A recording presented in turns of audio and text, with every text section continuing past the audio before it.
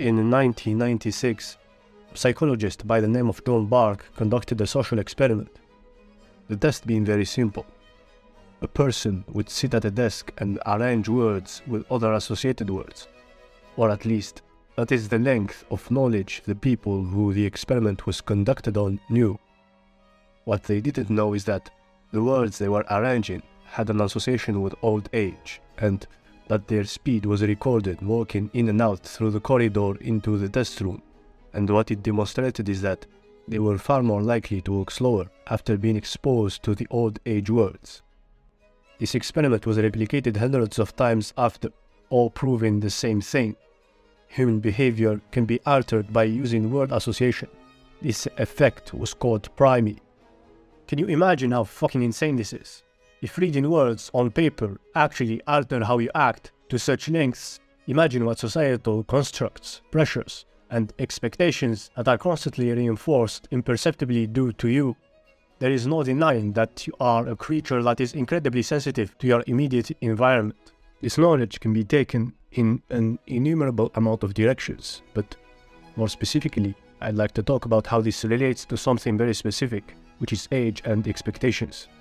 You see, one of the many beliefs that we all hold deep within ourselves and that guides our behavior to unknown extents is the one where we associate how we should be conducting ourselves in our lives with our age. Aging and behavior are heavily tied to one another, to the point where our perception of the world and ourselves is literally shaped and warped in such a way as to it fits that belief, to the point where even your body will reflect that. We all think that our 20s is the age of fun. It is the decade where we should live the hardest, where we should experience the most extreme and vast amount of things, where we absorb, sniff, and violently suck any color, shade, flavor we can out of life, so as we don't have any regrets after the end of our so blessed youth. And beyond that, meaning after we hit our 30s and 40s, we should act far more modestly. We should be tied down. We should not take risks or do things that only a young person is allowed to do. To put it simply, we should act in accordance with how someone our age should act in our immediate community. And if we see someone who doesn't, we judge them immediately and call them delusional. And to me, it translates to a perception that as you grow older, there should be a correlation to how much life, how much vibrancy there is to you. I don't mean that in the physical aging process, but to who you are as a person. Your parents, for example, aren't truly real people with emotions, struggles, thoughts, insecurities, dreams, desires. They're just parent A and parent B that have spawned into existence for the sole purpose of being a parent to you. That is all they are, and that is how they should act. And they do truly act this way, don't they? They take their own lives and bury it neck deep in order to fulfill the act of parenting, and we do not question them acting so, because why would we? We even expect the same fucking thing from ourselves. At the root of it, we do not conduct ourselves in our lives as if we had a lifetime of life. Instead, we put imaginary expiration dates on everything we want for ourselves, which results in two tsunamis of negative drawbacks on our mental health. The first being the pressure we self-inflict to get there before it's too late, which can fuck us up on its own. The second being the parts of us that are forever denied this slice of life past those self-inflicted deadlines. It is only natural that we get fatter, more fatigued, easily tired, look worse, and feel more and more apathic as we age. What alternative could there ever be? There are no dreams after 40, no surprise, excitement, no too apparent show of vulnerability or mistake, no burning desire for life, for things, for people.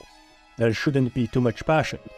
And before you misinterpret what I'm saying, I'm not advocating in any way a lack of responsibility. Quite the contrary. A big part of what I'm trying to say is that we get to choose those responsibilities and do not have to let them be put on us by others. Of course, responsibilities grow exponentially as you age, and parenting is the nail in the coffin of that, but your biggest responsibility is to yourself. You are responsible for being the best version of yourself, and to not give up on your desires, beliefs, wants, dreams, on your body, health, looks, on your own happiness. You are responsible for being and becoming as much yourself as possible, even in the face of ages of social stigma. I'm pretty sure a fit, sexy, happy, vibrant 50-year-old that has learned a second or third language and can play piano, has traveled, or insert whatever you wish for instead, can take some little social poking, especially when everyone around you will be looking like a decomposing corpse compared to you. I mean, that's a trade-off I'm willing to take. It is sad and even kind of tragic, but people abandon themselves as they age because of this ongoing social expectation and belief about age. But if you're aware of it, at least you can act out accordingly. If you start working on it from now and throughout your life, if you make it your own goal to not let age define your actions, if you consciously work on maintaining your body and health from this early, then in 20 to 30 years, you will have maintained that burning flame of yours that you assume has to be painfully slowly sniffed out along your 30s. You do not owe anyone that, and you owe yourself to guard the youth spirit you possess in any possible way you can, regardless of age, so as you can experience life to the fullest throughout your whole lifespan. There is no age at which you should be doing certain things and not doing other things. You should always seek to better yourself, both physically and mentally. Your body will reflect your mindset, and your mind, the body. The reason most people look worse as they age and to an extent somewhat give up on life and themselves is because they have a deeply rooted belief that you only get to live in your 20s, and beyond that, you should give up on your dreams, on fun, on your body. That is why people worsen as they age. Once you stop being selfish in bringing about joy and fulfillment to your life and cave into societal pressures, you will inevitably age horribly. I know this has a huge emotional toll on people because I used to feel this way.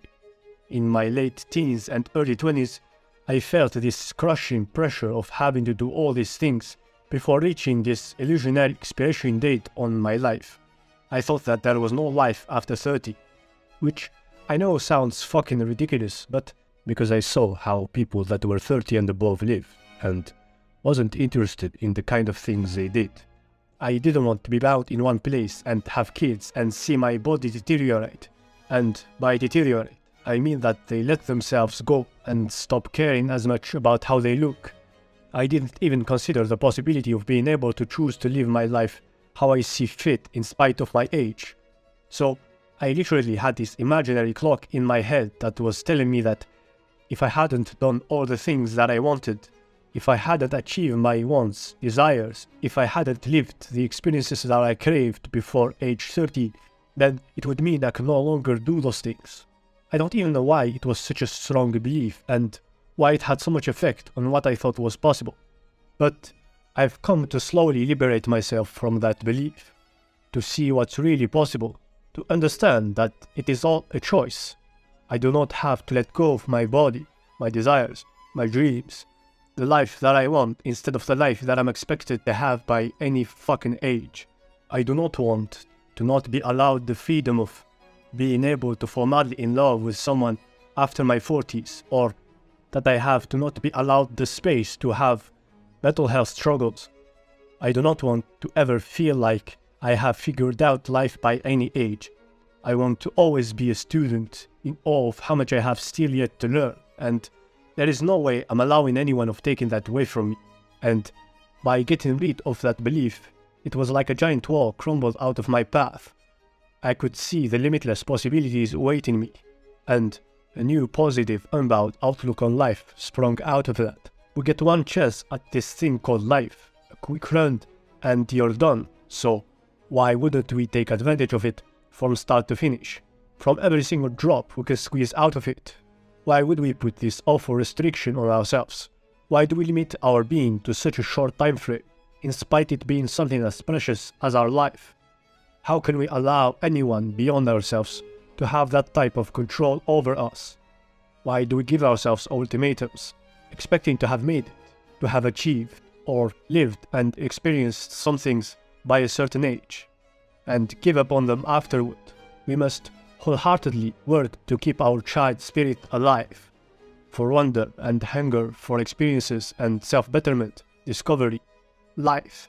By being your best self, by being selfish and shameless in your self-interest, you will bring about your best, kindest, strongest, most helpful self forward. By being alive, you will ultimately spill out life into those around you. And on the other hand, by trying to force selflessness on yourself, you will become a version of yourself that will unknowingly drain those around you. Misery and vitality are equally contagious. It is selfish for broken people to spread their brokenness.